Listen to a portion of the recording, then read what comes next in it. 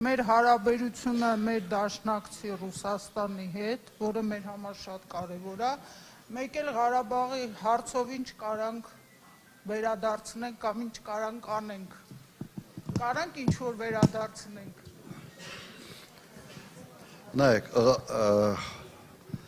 Ղարաբաղի հարցով կա միայն հիմա մենք կարող ենք իրատեսական եթե լինել վերադարձի իրավունքի մասին կարող ենք խոսալ։ Անվտանգ վերադարձի իրավունքի ճանաչումը դրան հասնելը հնարավոր է։ Այո, հնարավոր է։ Եթե պետությունը դրանով չի զբաղվում, ուրեմն հնարավոր չի։ Եվ ամեն տարի այս պահը կորցնելը սա ուղղակի նշանակում է ավելի եւ ավելի բարդացնել այդ հարցը։ Չէ, իհարկե չէ։ Չէ, իհարկե չէ։ Ինչ վերաբերվում է մեր դաշնակցի հետ հարաբերությունների վերականգնմանը, եթե հետևում եք լրահոսին, թե ինչ է կատարում, օրինակ այս վերջի երեմի 10-15 օրվա ընթացքում, ինչ կարգի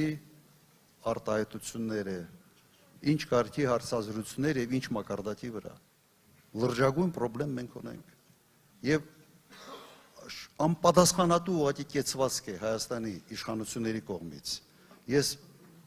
հնչեցրել եմ արդեն, բայց ստիպված եմ ուղղակի կրկնելու որոշ թվեր։ Մեր բնակչության 80%-ի, մոտավորապես 80%-ի բարեկեցությունը զգալի չափով կախված է Ռուսաստանի հետ տնտեսական մեր կապերից։ Դրանց մի մասը ուղղակի կապված են 100%-ով, որտեղ աշխատում են այնտեղ, գնում են արտագնի աշխատանքների եւ իրենց ընտանիքները պահում են հենց դրա շնորհիվ։ Մի ուրիշ մասը հատկապես տարիքով մարդիկ զավակները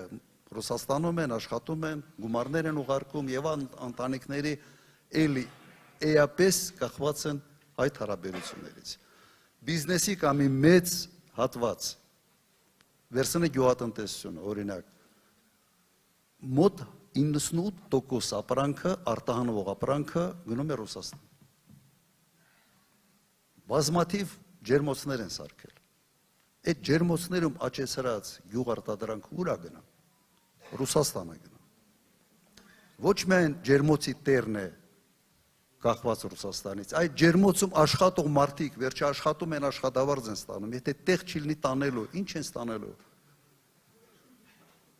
Դրա համար չեմ ասում, որ այդ 80% 100%-ով են կախված, զգալիորեն մի մասը 100%-ով, մի մասը 80, մի մասը 40-50 եւ վարել արտաքին քաղաքականություն, որը ասեն շպագատի մեջ է, քո տնտեսական շահերի հետ, անպատասխանության գագաթնակետն է։ Ինձ հասկացաք, չէ՞, սա շատ ավելի լուրջ է, քան թվում է։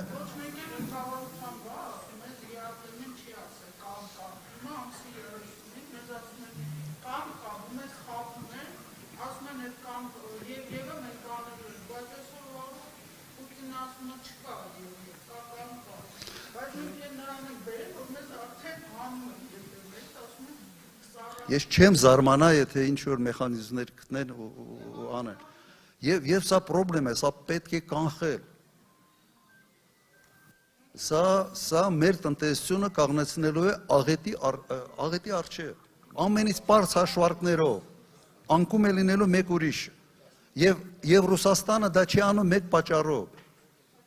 Ասում են, մենք չենք ուզում ցավացնել հայ ժողովրդին։ Չեն ուզում Նիկոլ Փաշինյանի կամ ՔՊ-ի պատճառով ցավացնել հայ ժողովրդին, բայց իրենք սենց բոլոր հնարավոր մեթոդներով հուշում են, ասում են ժողովուրդ ջան, սթափվեք։ Ամենից բարձր մակարդակով, նախագահից սկսած միջև խորհրդարանի իրենց նախագահ, միջև այլ պաշտոնյաներ, ասում են սթափվեք, համբերությունը ինչ որ մի կետ կա, որից հետո ոքի չի աշխատի։ Եվ հիմնական բանաձևը չի կարող երկրի արտաքին քաղաքականությունը կապ չունենա երկրի տնտեսական շահերի հետ։ Բոլոր երկրները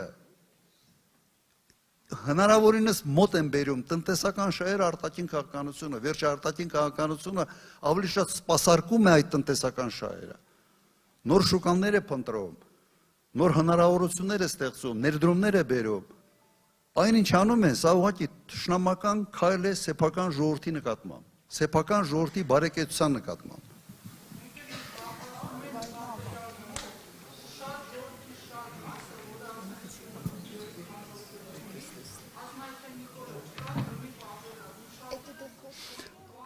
Այս շատ լավ հարցադրում էր, պարզաբանեմ։ Ինչի համար է դա անում։ Նայեք, եղել է Մինսկի խումբ, 3 պետություն, Միացյալ Նահանգներ, Ռուսաստան, Ֆրանսիա, 2 ամենից հզոր պետություններից մեկը եւ Ֆրանսիան եւս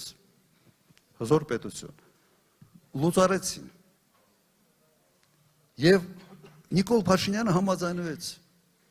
Սա փայլուն ֆորմատ էր երաշխավորների համար։ Այս Մինսկի խումբը, եթե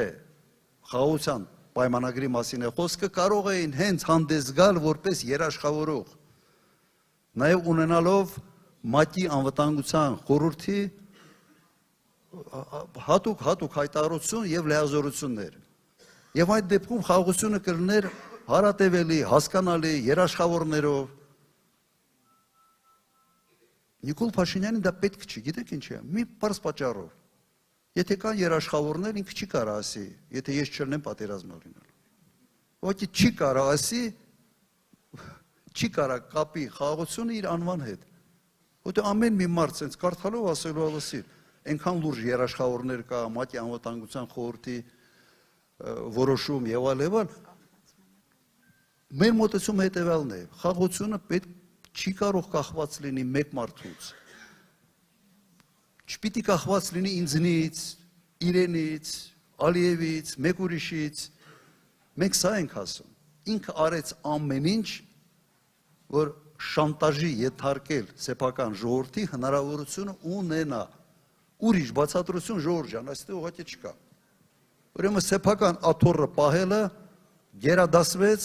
մի ամբողջ ժողովրդի, մի ամբողջ երկրի շահերին։ Սա լավ չափ ու սահման է, այս ամենը պետք է ունենա թե ոչ։